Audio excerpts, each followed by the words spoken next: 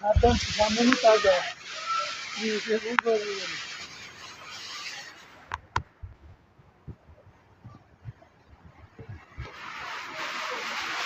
এটা হচ্ছে মালয়েশিয়া নিলয় শহর।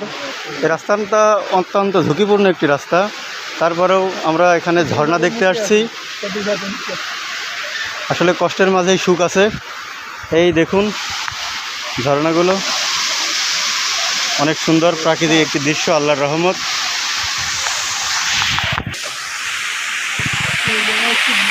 এই দেখুন আমরা ঝর্ণার উপরে চলে আসছি, অনেক কষ্টে এই পাহাড়ের উপরে উঠছি আমরা। প্রায় আমাদের আধা ঘন্টা 40 মিনিট লাগছে এই ঝর্ণাটা খুঁজতে। এই দেখুন